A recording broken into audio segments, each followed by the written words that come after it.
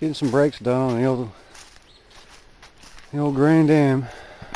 Got a nice little seat here, pretty handy. My tools out. Already got the drum off. Worst part of changing drum brakes is taking the damn drum off of this hub because it likes to seize on right about here. But with the proper tools and sometimes a big hammer, it will come out. But once you get that off of there, then the worst part then is remembering how to put it back together after you take it apart, which again isn't that hard. Safety first. Take the wheel off and put it underneath the car in case the jack fails. You want to have it on top of a tire. At least you can jack it up off the tire again. And around here it's real sandy. Jack stands don't work. So it's better off just taking the tire off and put it underneath the car. And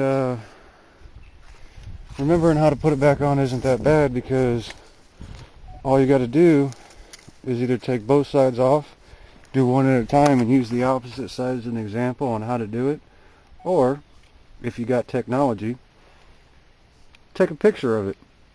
Then you know exactly how it went together. So I learned that back in high school.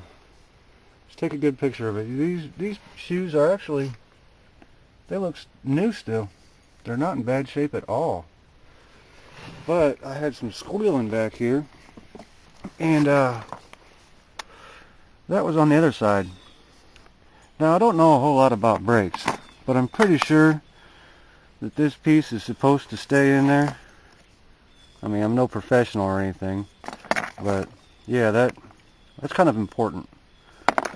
So this shoe failed, and you can see the rivet where it was striking the drum. The drum looked pretty good though. I put new drums on it a couple years ago, and well, yeah, that's not good. So I'll get this side changed out and put it back together. It's really not that bad. Push in and turn on these things with a pair of needle nose, and these springs will come out.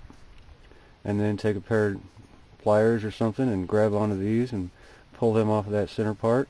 And then underneath you got this automatic tensioner down here that adjusts your brakes for you. There's another spring in here, and then the e-brake lever is right here so that when you pull the e-brake, cable ran, it'll work that way. This is the e-brake line here. And then the new brake line I put on a little while back. So that's pretty much how everything works under there. Like I said, the worst part's getting the drum off. The second worst part is remembering how you took it apart. But really, with some patience, it's not too bad at all. Since one side was screwed and the other side's in pretty good shape, I might as well go ahead and do both sides, you know, safety first. Make sure that the drum doesn't have any big scores or anything. This is nice and smooth, so I'm going to go ahead and clean that up with some brake cleaner. Make sure it's clean surfaces before I put that back on. It's actually in pretty good shape.